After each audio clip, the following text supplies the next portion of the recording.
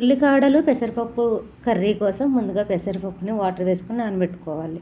ఇప్పుడు ఉల్లికాడలు శుభ్రం చేసుకుని అలానే ఉల్లిపాయలు, పచ్చిమిరపకాయలు కట్ చేసుకుని స్టవ్ మీద కడాయి పెట్టుకుని ఆయిల్ వేసుకుని వేయించుకోవాలి. ఇప్పుడు పెద్ద సైజు టమాటాలు కూడా ముక్కలు కట్ చేసుకుని వీటిని కూడా వేయించుకోవాలి. దోరగా వేగుతున్నప్పుడు ముందుగా నానబెట్టుకున్న పెసరపప్పు కూడా వేసుకోవాలి.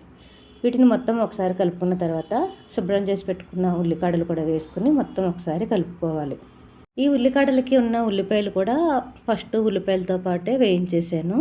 ఇవి ఉట్టి కాడలు మట్టుకేనండి. కాడలు వేయించుకుని మొత్తం కలుపుకున్న తర్వాత తగినంత కారం, తగినంత సాల్ట్ వేసుకుని మొత్తం ఒకసారి కలుపుకొని దీంట్లోకి సరిపడా వాటర్ వేసుకోవాలి. వాటర్ వేసుకొని మూత పెట్టి కొద్దిసేపు ఉడకనివ్వాలి. ఈ వాటర్ అంతా ఎగిరిపోయిన తర్వాత ఇప్పుడు ఒక స్పూన్ గరం మసాలా వేసుకొని మొత్తం ఒకసారి కలుపుకొని లాస్ట్లో కొత్తిమీర వేసుకోవాలి. అంతేనండి, పెసరపప్పు ఉల్లికాడల కర్రీ రెడీ అయిపోయింది. చపాతీలోకి కానీ రైస్లోకి కానీ చాలా బాగుంటుంది. మీకు నచ్చితే ట్రై చేయండి.